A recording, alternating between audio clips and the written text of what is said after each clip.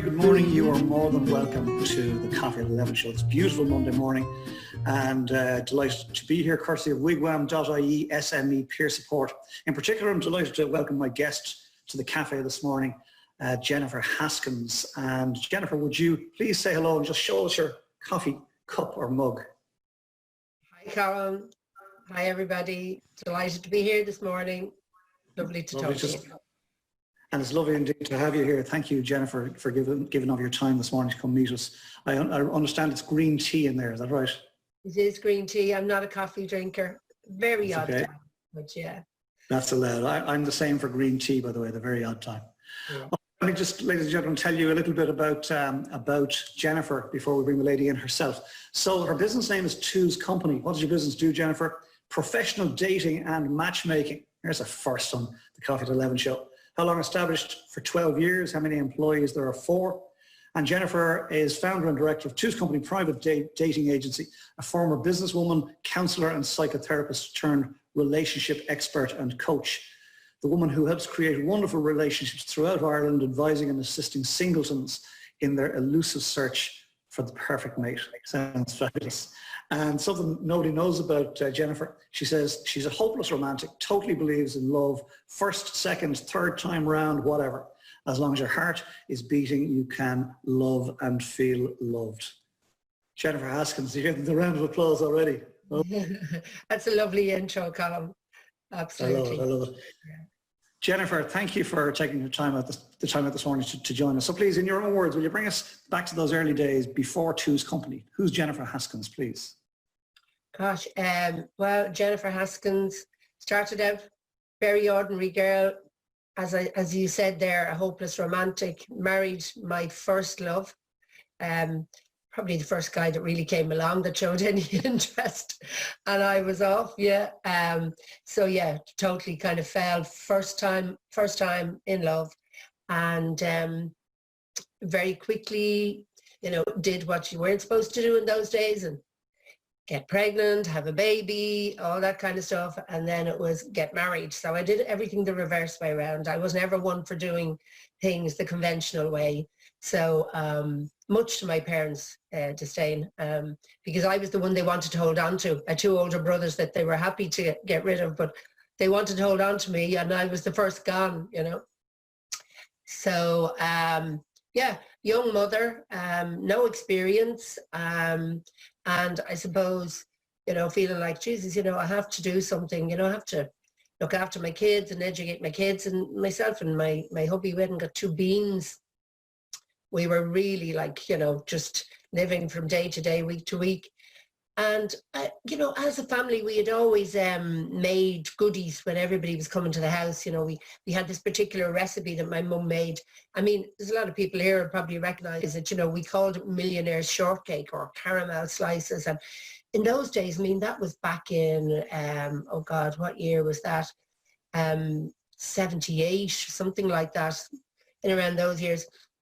So, there was people maybe making it at home, but I anyway started making it for the local shops and to make a few bob. And I started bringing it around to the shop just around the corner from me. I was living out in the middle of nowhere at that time, which was Tala, because at that time Tala wasn't built up like it is now. There was just houses and houses and very little else. So I started making this and bringing it around to the guy around the corner in his shop. And he said to me one day, and he probably didn't realize that he was actually giving me a really good program. He said to me, you're going to have to set up a factory to do this one of these days. And believe it or not, from that, it developed and I started going further afield. And as I told you, Colin, we didn't have a car. So I, at this stage, had 2 kids, sort of 3.5, 4-year-old and a baby. And I used to, cut up this stuff and, make it look really professional and cover the tray over and bring it to the shops, which were a good distance from me. I had to kind of walk across fields, pushing the pram with the 4-year-old beside me, and then get to this sort of shopping centre and say to her, now you mind your brother while Mammy has to do something very important, and don't leave the pram. And I'd go in looking like I had just stepped out of my own, commercial van, and I'd walk in with this tray of cakes and, put on all this act. And in fairness, the stuff was selling like hotcakes, and it started to sell. And at the beginning, I was going, this is great, a few bob coming in every week. But then I started thinking, this could be more, this could be bigger, this could grow. And that's what happened. It actually just started growing exponentially. And then this guy approached me, and he was doing a round. He had a van, and he was going around all of Dublin and Kildare and Meath. And he said, if you just want to make it, I'll do the deliveries. And I thought, thank God for that, no more walking across fields. And lovely guy, Pat, and we were together, like he delivered the stuff for years. And then, eventually I got a premises. And again, everything, things sometimes are meant for you. A guy approached me one day, and he just said to me, are you the lady that does this? And I said, yeah. And he said, look, I have a bakery, and I want to get out of it, and I want to sell it. And it was only a little enterprise, but at the time it seemed huge, Colin. I was like, oh my God, I'm going to have to go to the bank. I'm going to have to get a loan. I'm going to buy another business. This was like, oh my God, worry, stress. How am I going to do this? And it just all fell into place. And I got a premises. I took on a couple of girls he had working for him. And it ended up after, I don't know, I was 23 years in that business. And I had at one stage 12 people working for me. And I was delivering, I was supplying Musgraves and BWG and the biggies. And you know what, it's amazing. I never imagined from my kitchen to something like that what would happen. Now, a lot of hard work in the meantime, but that was it. And that's like a former life. It's like a past life. It's like something that I kind of nearly imagine at this stage. And, I never would have thought then that I was going to end up, being a matchmaker or a dating expert. I mean, God. Rule of boss, ladies and gentlemen, that's some story. And when Jennifer told me this in advance of the show, I was blown away by it.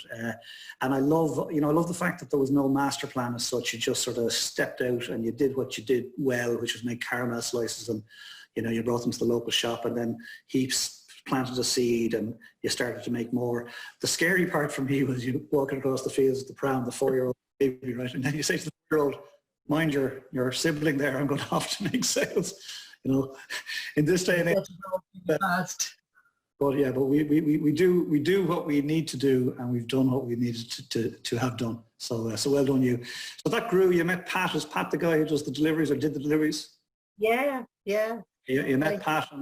Yeah, Pat Cook. He was a great guy, and he stayed working with me for many years, and then I took over one part of Dublin, and he did the other, and I got myself a little van as well.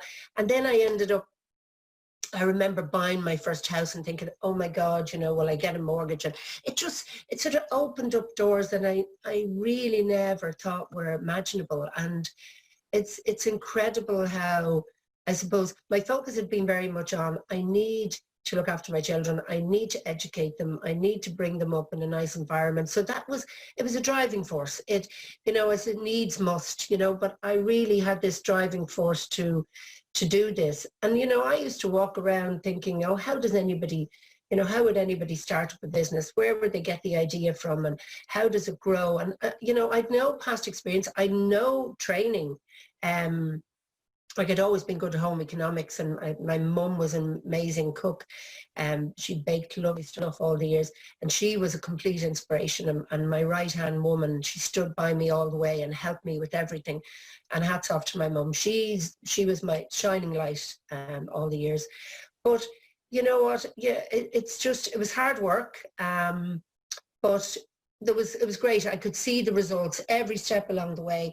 I could see things growing and developing, and I loved it, and it opened up my life completely. And I never, as I say, I never would have envisaged that happening. But I developed lots of other recipes, and even my dad came home one day with a magazine with a carrot cake recipe, and he said, why don't you try this? And I said, okay. And next thing I knew, I was commercially producing that. And, I was the first person to produce all these products like tiffin slices, flapjacks, cookies, to wrap them individually. So I had to get a machine to wrap them.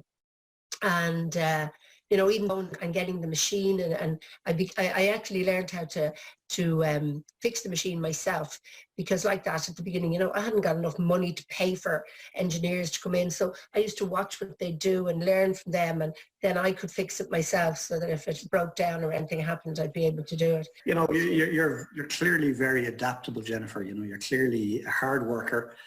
You got your head screwed on straight. You decided you wanted to do whatever you were going to do to make sure the kids got the best education they could, etc. As you say, brought up in a nice area and all those things.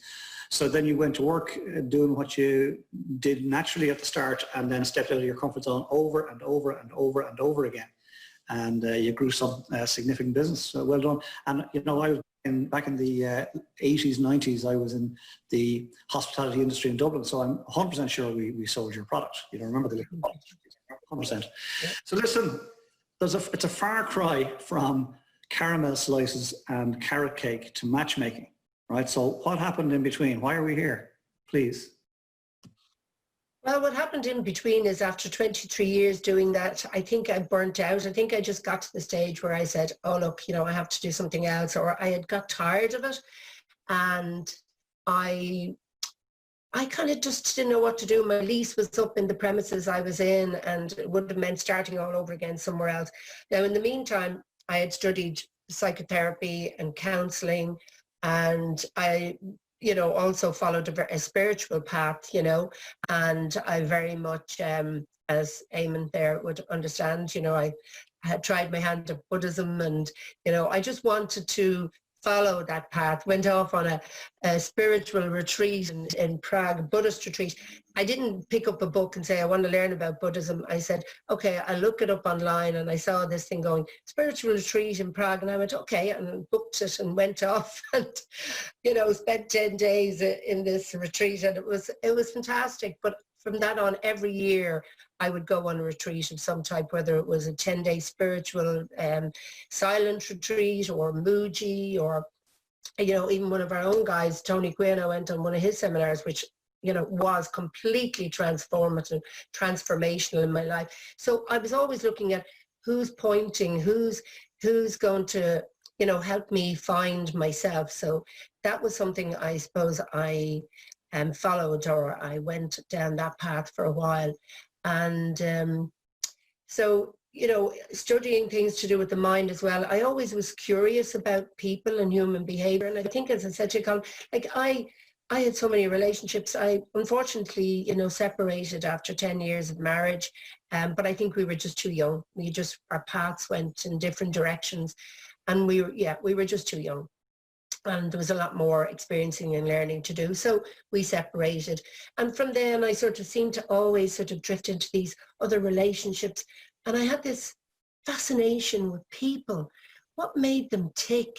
You know, why were we all so different, but the same, at the same time, all so similar?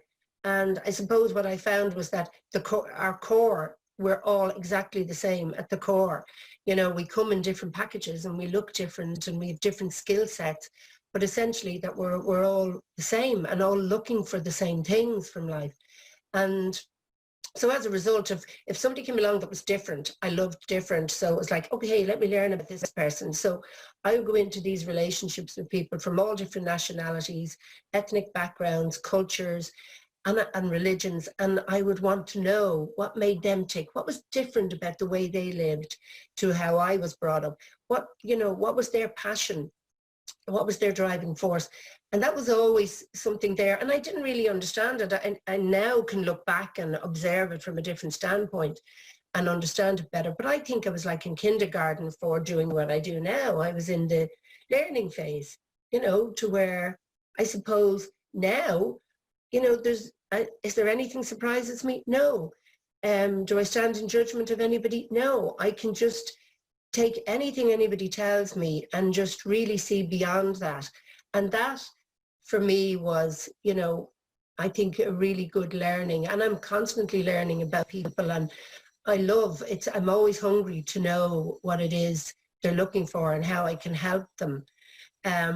So yeah, this was like a natural progression, but it didn't just happen overnight. I sold that manufacturing business, and I then was at a stage where I thought, okay, the company that bought me out, I went to work for them. And it was hard because my business for 23 years, that was my baby. That was my third baby. And I thought, oh, it's hard to kind of hand it over to somebody else and let them work it. So I wanted to do something else, but I didn't know what. And you know what? The universe brings these things to you in very funny ways. I had a rollerblading accident, ended up in a hospital for 3 months, plenty of time to think about my life and what I wanted to do. And what happened? The universe brought it to me. Someone came in, magazine in hand, and in that magazine was an article about an Irish woman living in London, the global director of a very elite agency in London. And I read that article and the hair stood on the back of my neck. I was like, goosebumps. I'd love to do this. I'd absolutely love to do this. And I thought, oh, wow, actually all the skills that I've learned over the years, all these things I've done, they could all be used in this kind of business. But I didn't do it immediately. I came out of hospital on crutches for a year and thinking, I actually went through a period where I was really feeling like everything had come to an end. My world had fallen apart. What was I going to do with my life? I had no job, no business. I was almost unemployable because I'd never worked for anybody. And I went for interviews and I was getting knocked back and they were just saying, well, you've no real formal training in this or that or the other. And counseling and psychotherapy, yeah, but like, why don't you just become a psychotherapist? And I really was at a very low point in my life, and I was basically, one day in a park and I said, God, please help me here. I really need help. I need direction. I need to do something. I need something to kind of keep me going. And I suppose then I went on another course and a guy approached me on the course and he said, will you come and work for us? So it was a training company. Nice guys. I went and worked for them and we sold training to companies. And then 2008, recession hit, bottom fell out of that market. I could see this kind of downward spiral and I thought, oh God, what am I going to do now? So like that was a year and a half later. And I then decided to set up my own sort of independent, as I called it, independent training services, my own training company. But a couple of months into that, I realized, you know what, this isn't going to work. 2008 recession hit. And then I thought, remember that idea I had about the dating agency? Maybe I should do that. And at the same time, I also went to the IMI and signed up to do an executive and relationship coaching or executive coaching. And I thought, well, okay, that will keep me focused. That will kind of help me to learn more, develop more skills. So I was doing that. And then at the same time, I said, do you know what? I'll try this dating thing.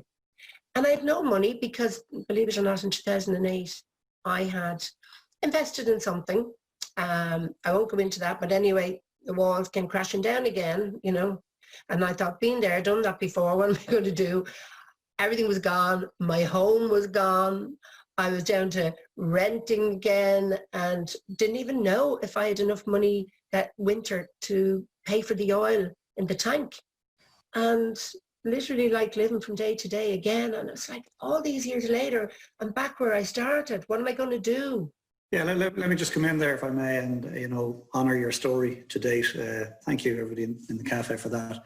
That's some journey and, it's a classic case. You see, here's the thing, right? People look at you, right? Look at people who they deem to be successful and there's often this thing, oh sure, she had it easy. Look at her like. And they've no idea in most cases what's under the hood. So I really want to thank you for opening up to today because it's a feature of the Coffee at 11 show that people come in, real people come in and get real. And so I want to just say thank you for that. I'm sorry that you went through it, but it's we didn't go through it with you. There were clearly very low moments, but it's also a rather exciting journey, dare I say it. I mean, I love the fact that the universe needed to slap you into hospital for 3 months after a rollerblading accident to get you to the place where perhaps it wanted you, which is into matchmaking and relationships. And, without that magazine, these tiny little touch points, we wouldn't be having this conversation today. So, hats off to you. So look, you're at the point where you're about to start, I presume it's Two's company. Am I right in saying this is 12 years ago? Is this where we are now? Yeah, 12 years ago, absolutely, 2008. And, you know, when I started it, I had no money to put into it, but I thought it doesn't take much money to learn how to make your own website. So I went on one of these free, you know, build your own website thing. And I wasn't very IT skilled at all. So I had to kind of learn as I went along. But, you know, when you're at that point, there's nowhere else to go, really. You know, the only way is up. And you kind of have to say, well, look, I'll give it a go. And I did. And you know what? Again, I totally believe I've been looked after. And I really, really mean that in all sincerity, because it was, you know, people said I was crazy, mad time. What are you doing starting up a business in 2008? Everything is crashing and you're starting up something new. But again, necessity, I had to. And I also noticed that 2 other long-established agencies in the previous year had gone, okay? And I kind of thought, well, okay, there's an opening in the market too, and there's got to be people still out there wanting to meet somebody and, you know, do it the traditional way as such. So a friend of mine just came out of the woodwork, and she said, she used to swim down in the 40-foot, and she said to me, you know, I meet a guy regularly down swimming, and, you know, his name is Angus, you know, and I think he works for one of the newspapers, and here's his phone number. It was Angus Fanning of The Independent, right? Editor of The Independent. I didn't even know who he was. And I pick up the phone and ring him on his mobile and like, hello, Angus, friend of mine told me, you know, that you work in the newspaper. You work in the newspaper, you're the editor, right? So I ended up talking to Angus, and I told him my story, and he was so supportive, and he was like, right, way to go. That's a great idea. I like what you're doing. I like what you've got to say. I'm going to send a journalist out to do an article about you. And I was like, oh my God, you know, this is big. This is huge. What am I going to do? And lovely girl, Alison O'Riordan, a journalist, don't know what she's doing today, but she came out, interviewed me. They sent a photographer, and I was like, oh my God, photographer, like, oh, you know, like first claim to fame, and I was all excited about it. And yeah, it was really, really exciting. And came out and took photographs. And do you know what, Colin? Honest to God, I was in the Sunday Independent, which so happened to be Valentine's Day that year, and on page 4, a quarter page, and I was like, oh my God. And I was away in Carton House on a romantic weekend when this happened, and we got the newspaper in under the door. It said 8 o'clock in the morning. A few minutes later, the phone started ringing, and it didn't stop ringing for 4 days solid. My mother was coming bringing me sandwiches and saying, I said, I haven't got time to eat, no time for dinner, just sandwiches, ma'am, sandwiches. I'm on the phone. I was getting people from all over Ireland. They were ringing at 1 o'clock in the morning. Oh, I just got off a shift and saw the article, and I'm like, you just got off a shift? What were you doing till 1 o'clock in the morning and you're ringing me? But it was hilarious, and I was on a buzz. I was like, oh my God, this is so exciting. And you know, you get all this energy from nowhere. And then for like literally, I had enough people, a list of people that kept me going for a year. I was traveling all around the country. One weekend I was in Galway, the next I was in Cork. I went to Donegal. I was all over the place, and I was going, where am I actually going to get a day off now? So it got to the stage where very often I just worked week after week, but it was great. I was meeting all these wonderful people, all with the same thing in common, all looking for love, all looking to find somebody. And you know what? I've never looked back. It launched my business. Hats off to Angus Fanning, Lord rest him, but he was the big help in my business, and he was sent to me. You know, another thing that was just dropped into my lap by the universe. Jennifer, it's great to have you in the cafe, because you're sort of preaching to the choir, because all of the regulars here in the cafe, we're on this sort of journey together, and we absolutely believe that the universe has plans. We're here for a reason, and we're trying to figure out that reason, and we're trusting in the universe and going with the flow. And you know, those tiny little moments, the magazine being dropped in the hospital, your friend saying, talk to this fellow who works in the newspaper, and it turns out it's Angus Fanning, you know, the Sunday Indo interview on Valentine's Day. Brilliant stuff, fabulous. What does a matchmaker do? Well, we do that. We match people up. I mean, it's a fascinating job. You know, if somebody was to say to you, you know, that your job is going to make a difference to people, that there are times when I feel like, God, you know, I've been part of this journey for this couple and brought them together. And to some degree, I mean, I know this might sound dramatic, but to some degree, you know, playing a part in the next generation. And, you know, because sometimes we ring them up and a couple of years later, like on Good Friday, because we were all in lockdown, I said to the girls in the office, let's turn Good Friday into Feel Good Friday. And let's just sit at our phones and ring all these people that we matched up 8 years ago, 6 years ago, just pick all these things out of the archives and just ring them, randomly ring them. And you know what? We were able to get so many people on the phone because they were in lockdown. And we were saying, I'd just like to know where you're at now, what's happened for you, you know, any news. We were hearing about babies that have been born, couples that have gotten married, couples that have moved in together. I think I only had one couple that had split up. And like this is at hundreds, and we were just going through them and saying, I can't believe these people are still, they're all together. They're still together after all these years.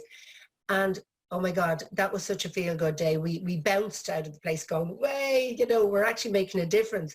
Now, okay, there are challenging days. There are challenging days. You know, we're dealing with the public. But it's very rewarding. And when you bring people together for love and you make a difference and you help them on their journey, sure, what more could you ask for, you know? It's very obvious, Jennifer, that you love what you do. And, you know, you said your motivation, of course, you need to put bread on the table, of course, and we all do, right? But you're doing very good work. You're bringing people together, and as you say, actually influencing the next generation, which is quite incredible when you paint it in those terms. A couple of things. I loved Feel Good Friday. Love that. Turning Good Friday into Feel Good Friday. Brilliant. The other thing that I just wanted to touch on, if I may, because, you know, we're about to go into another recession, I believe, right, based on, or as David McWilliams calls it, a pandession, right, because of the pandemic. And so I saw an article as it happens this morning in, just popped up on my feed somewhere, about is now a good time to start a business. And they cited IBM and Disney as two companies that all started in recessions back in the day. So it's sort of, there's never a good time, never a bad time. You know, in 2008, as you say, it wasn't a good time. In fact, you said you saw two competitors closing down. Now that would have scared the bejeepers out of most people. They would have said, right, this thing is over. Instead, you said there's opportunity. Right? Brilliant, brilliant, brilliant. And the reason I asked about the matchmaking thing is you mentioned you were up and down the length and breadth of the country. So what would you do? You'd arrive to a town and do what? How do you matchmake in a town? Well, what I do, Colin, is I talk to the people beforehand, because you see, most people will contact me via the website, or they'll ring us up and we talk to them on the phone first. So I would make appointments. So if I was going to Cork for the weekend, I would make arrangements for so many meetings one-to-one. So I might, you know, leave a little gap in between, but most of those meetings could be an hour and a half. So basically every 2 hours I'd meet somebody else, and I'd go and I'd stay in one of the hotels. And you know, I always made sure it was a hotel that had a nice area, quiet area where I could sit with somebody and talk to them. So that's what I would do. As I say, I would do the same in Galway. I would do the same in Limerick. So I was doing that for quite a while. And then I have a lady, actually, she's a representative, and she's been with me for, I think, nearly 6 years. She met her own partner through his company all those years ago. And then she rang me one day and she said, look, I'd love to work for you because I've been through the process, so I wouldn't mind actually working for you. And I said, great, why not? And so she's been looking after Munster ever since. And I did have a girl up in Donegal actually at one stage. And, you know, because at that time I was advertising in Highland Radio, which is Donegal. But, you know, a lot of the time now people, they will come to visit me. If they can get to me in my headquarters in Dunleary, that's great, because I love to meet people face to face. But I'm doing a few Zoom ones at the moment, and you know what? They're actually really good. And at the beginning I was like, I don't know about the Zoom thing. I don't know whether I'll still get the feel for somebody. But I think the more familiar and comfortable you get with Zoom, you know, you can actually, if you ask the right questions, because my job is to draw out from the person, to draw out from within what it is they're looking for, to ask the questions in such a way as to really get a flavor for the person, to really get a feel for what makes them tick. You know, what do they like? What do they value? I mean, values are immensely important. Values, I think, are the glue for that hold a relationship together, that make for a long-term sustainable relationship. So finding out what it is that people really value in life, and what they're looking for, and managing their expectations as well, of course, you know. Lovely, brilliant. Thank you for that. See that, and yes, indeed, Kristen there from Sweden giving you the Bula bus. Great stuff. And this is the part that I'm sort of somewhat challenged by, right? So you go down and you meet one person every couple of hours, right? But you're not meeting them and bringing a couple together. So how does that happen? Forgive me for being curious. I'm just nosy. Well, you know, it's a combination of lots of things. There are so many layers that you're trying to match as such. So, you know, you'd be looking at certain things like their life circumstances, their past experiences, what they, you know, what they're looking for in a new relationship. And then you'd kind of try and find out, well, what's their lifestyle like? You know, are they a very active person? Are they somebody, you know, we all have different things that drive us. So for some people, it will be education will be very high on their list. Someone else, it could be health and fitness, and, you know, someone else, it could be nature and animals. And you can get a combination of all of that. And for me, it's like, okay, what do you like? If you go out, what kind of places would you go? Where do you feel most comfortable? What kind of people do you feel most comfortable in the presence of, you know? And it's to sort of kind of get a feel for that. And sometimes it's the things that people don't say, you know, you just pick up energetically what it is about people.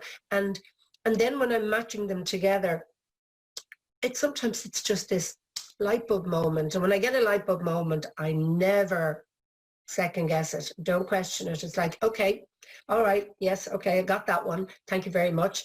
And then I'll do it. And you know what? 9 times out of 10, 9.9 times out of 10, those light bulb moments turn into something wonderful. So yeah, so many different things. That's wonderful. So you sort of answered my question, right? So you're there and you met Johnny, right? And you have a feel for who he is, what he's looking for, etc., his values, etc. Very important, by the way, I believe, the values piece. And then, you know, you let it sit, and then somebody on your database pops into your head. Is that, am I right? That's the light moment? Yeah, it's just somebody pops in and you go, oh, wow, yeah. Or there might be a few people that pop in, but there might be just one that stands out from the others. And no, I won't take somebody on unless I've got a few ideas going on in my head.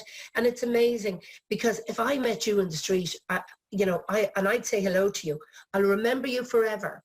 I won't remember your name, but I'll remember you forever. Where it's weird, because in my business, I remember everybody's name. Sometimes people will ring me back years later and I go, I can remember even where I met you. I can remember our conversation. I remember about your life. And they're going, how can you remember that after all these years? And I go, I have no idea. I do not know. But if you tell me your story, that story stays embedded in my subconscious somewhere in my mind, that I can just pull it out when the needs be. It's kind of fascinating. I'm fascinaid by it. You know, I never know who I'm going to meet. And, you know, I've had some famous people, you know, on my books over the years, some people with amazing stories. So, you know, sometimes I sit there with people and I think, oh my God, you know, this person is fascinating and they're so inspirational.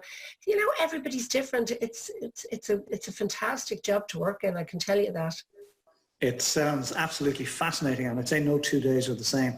And so come here, in COVID, out of COVID, there's no real change. The demand is still there. Am I right in saying that?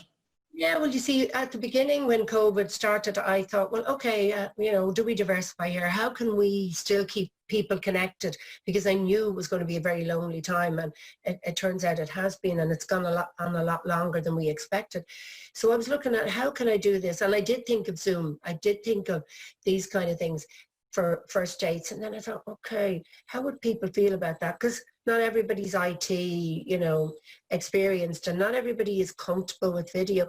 So I talked to the girls in the office and I said, well, you know, how would you feel about it? And they were all going, first date, a video call? No way, no way. And, you know, at the end of the day, we're all having some bad hair days as well. You know, the hairdressers are not open yet. And I went, you know, for women, that could be a disaster. Like if you're not looking your best and you're on a video call and somebody is assessing you and judging you based on how you look that minute. So I thought, no, I won't compromise things. What I'll do is I'll freeze everybody's membership until this is all over. But I have been put under a lot of pressure. I've been getting a lot of inquiries in, and I'm actually doing some Zoom interviews. So next week, oh yes, Tuesday, sorry, Colin, you are exactly right. That's when we start again. Yay. I feel like I've been doing it. I haven't stopped. So you're right. Sorry about that, Colin. So next week, we're starting our matching again. We're getting people out meeting for walking dates.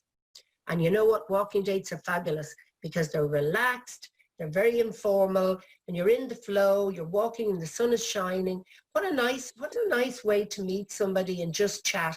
So I have to say, we started those back in March when this whole thing started, and the feedback was amazing. People were saying, best date I ever had. It was so relaxed. We got on fabulously and really enjoyed it. And they can go and get a takeaway coffee. And look, that's what we're going to do now for the next couple of months until, you know, the restaurant's open. But, you know, it's great to just get people connected again. And, you know, a lot of people rang me over the time and said, I'm so lonely. Can I talk to somebody? And I said, well, talk to me. You can talk to me, but, you know, we'll get you out there as soon as we can. And there were a lot of really isolated people. And, you know, I can't wait to get people connected up again. Really looking forward to it. Jennifer, you've got a lovely heart, lovely spirit about you. So thank you. That was lovely. That was absolutely beautiful. Love the idea of walking dates. That's really a nice idea.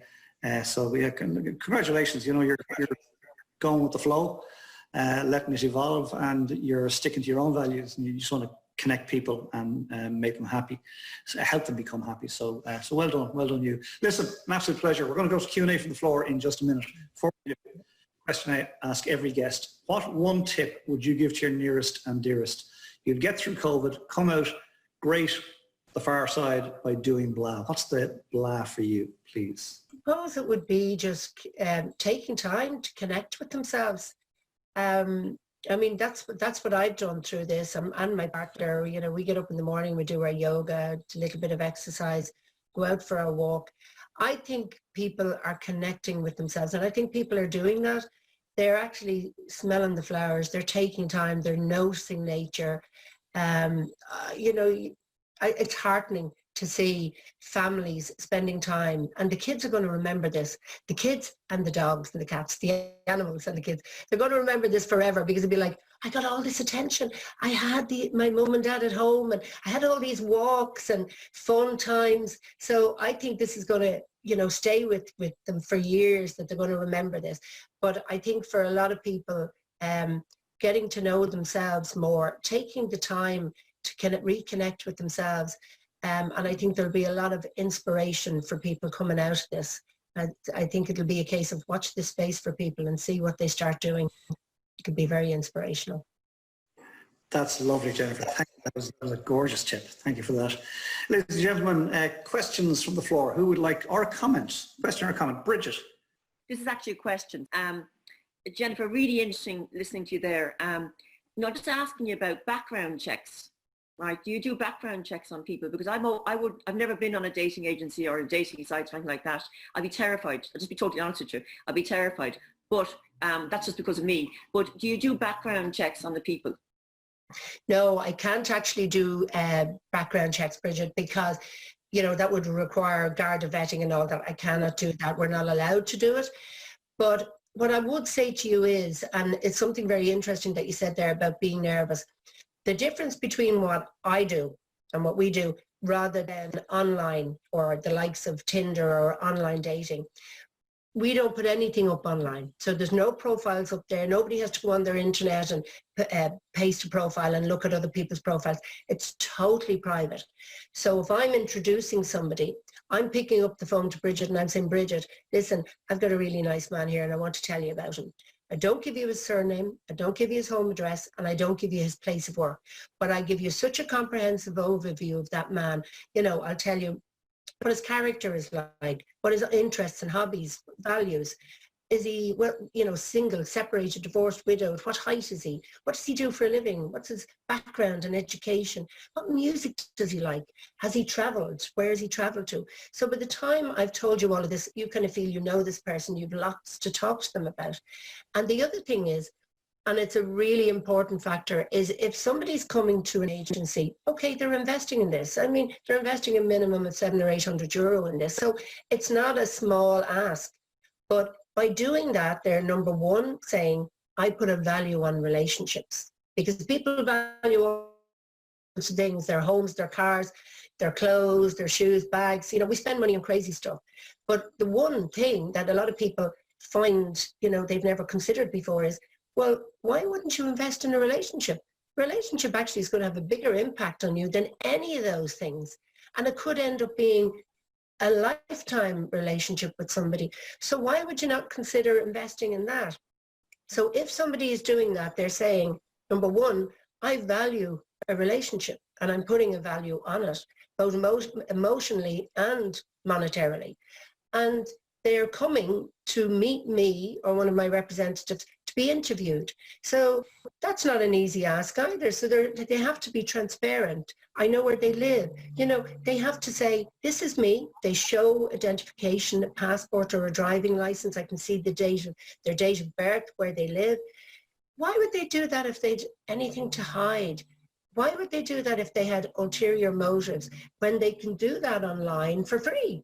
And they can go online and be whoever they want to be. They can make up, you know, profiles. They can decide that they want to pretend to be somebody they're not. But there's no pretense with us. They come to us, they're saying, this is me, and this is who I am, and this is what I'd like. You're great. But I must say, I don't envy your job. It's a massive responsibility, you know, like, of who you're setting up with you, you know.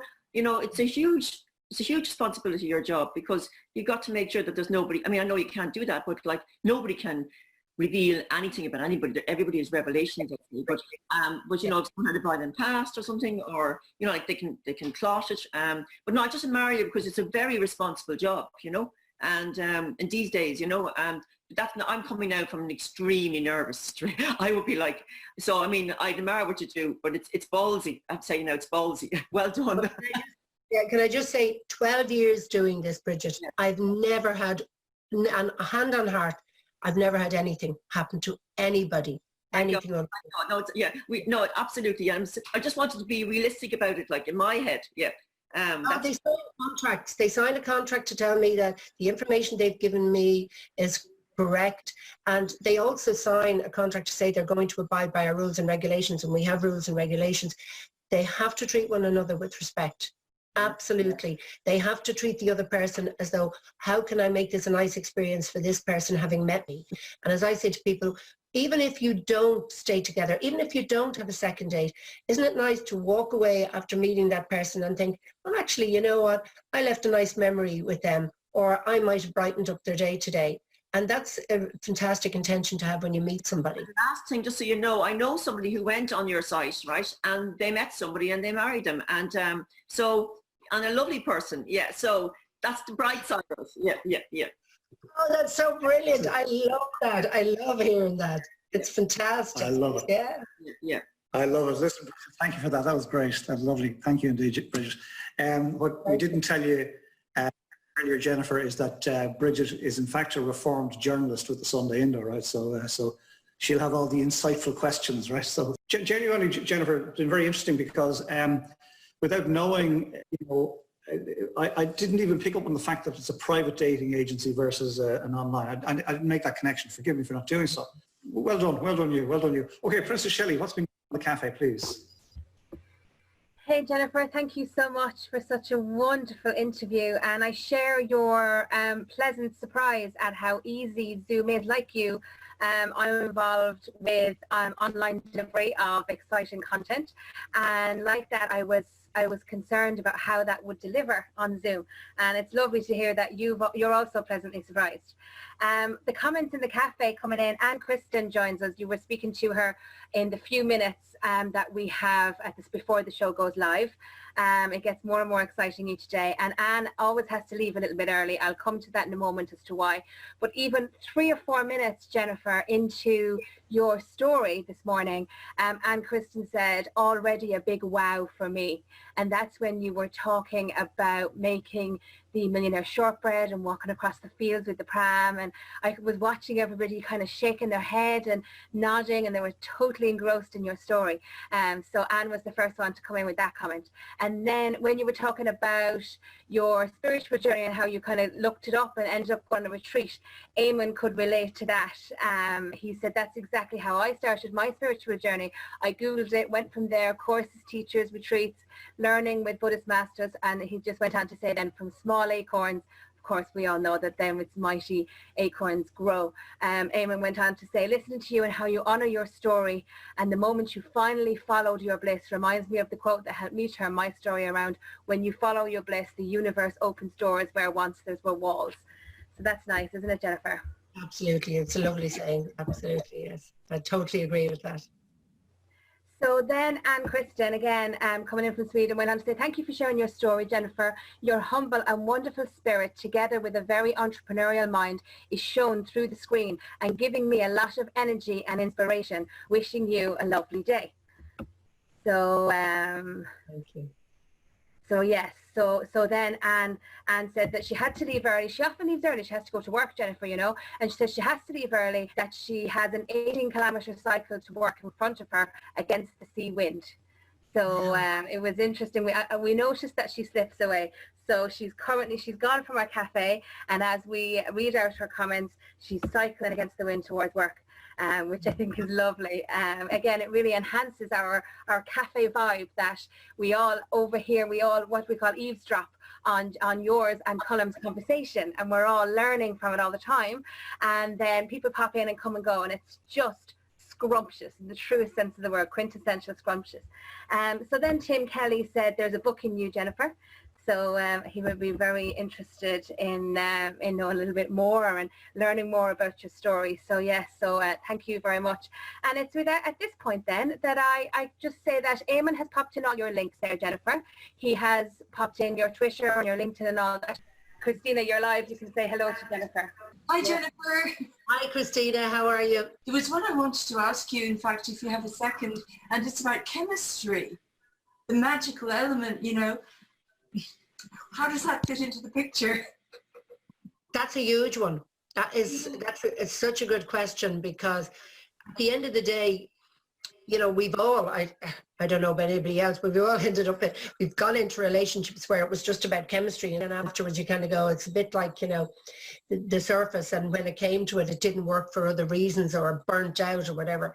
But everybody's looking for that elusive chemistry, and it's like the trip switch. It does make us sometimes go off in the wrong direction. So you have to have a lot of different things, chemistry being one of them. And I think for men, the chemistry, and, you know, excuse me, Colm and Tim and Eamon here and Benoni, but look, you know, women are a little bit more forgiving in these things. We'll get to know the person, and if we like the way his mind works, if he likes the way he treats us, and if he's a gentleman, you know, we will give it time. Where men, it's like immediate. If they're not visually attracted to the woman in the first 5 minutes, it may not go any further. So, I mean, I know I'm speaking generally here, and forgive me guys for saying this, but, and you know what, there's a very, very good reason for that. There's a scientific reason, a biological reason, because the amygdala, which is here at the front of the brain, that has much more visual receptors in men.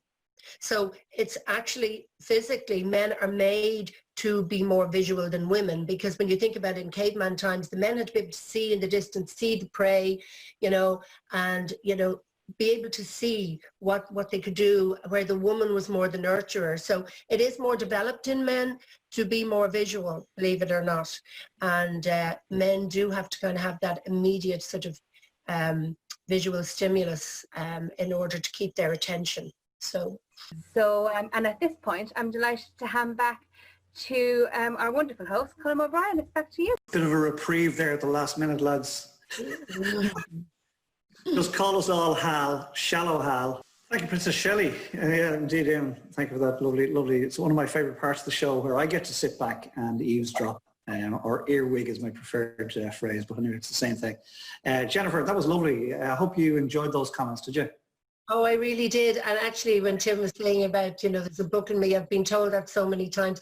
And I started writing a few years ago, and I wanted it to be a book that, it was going to have fun parts in it, but insights into how people operate, and if people were looking for a partner, how they would go.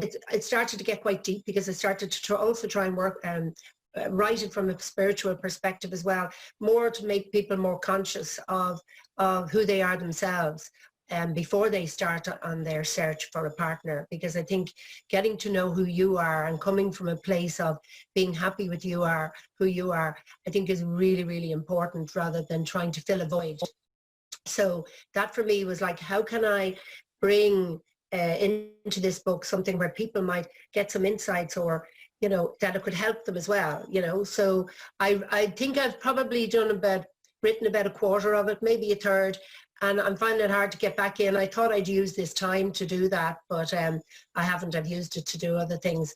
But I'm not the greatest writer. Some people write really well and they're naturals. I wouldn't say I'm a natural at writing, so that's probably been one of my big obstacles. Look, it'll come when the time is right, for sure. And by the way, Katrina O'Brien, our editor-in-chief, she is customer service in O'Mahony's bookstore here in Limerick. And so she'll give you any tips you want around books, etc. Absolute pleasure. Thank you for joining us in the cafe today. Once again, ladies and gentlemen, Boolabus for our special guest on the Coffee. And thank all of you guys. Thanks a million. Really enjoyed it. As I say, big adventure, and you never know where this goes or what happens. And as I said to you, Colin, I just saw you and I jumped in there and I said, okay, if it's for me, it won't pass me. And thank God, I got to do it, and I really enjoyed it. And thanks so much, everybody. Indeed, our pleasure, Jennifer. Thank you. When Jennifer and I did talk about her coming on the show, she shared with me her journey, and I thought, this is great because it's real. And we spoke just before the show today. She asked me, how deep do you want me to go? And I said, it's entirely up to you. Whatever feels right in the moment is where you need to go. But you see, by doing that, and thank you for doing that, it just frees others to know, I'm okay. I've been through the mill in my own way, but I'm actually doing okay. And there's light at the end of the tunnel. So, Jennifer, thank you for that. Folks, let me just tell you what's going on in the cafe tomorrow before I let you all go away. Coffee 11 show tomorrow. A guy I've known for many years, a really interesting man. His name is Gerry Duffy. And Gerry Duffy is a speaker par excellence, okay, and a corporate trainer. But he wasn't always that way. He, in fact, public speaking, the thought of public speaking would make him rich. However, that's how he earns a crust these days, and a really interesting guy with a really interesting story. So if you've got time at all tomorrow, please pop in to the cafe at 11 o'clock for the Coffee at 11 show. Let me finish by thanking Princess Shelley for producing today's show, thanking Eamon Smith for guest services, Katrina O'Brien in advance for making this beautiful before it goes back out this evening, Jennifer Haskins for being my special guest today, and of course, William Duffy for their ongoing support. So I'll finish the show as I always do by saying, Jennifer Haskins, namaste. Thanks a million.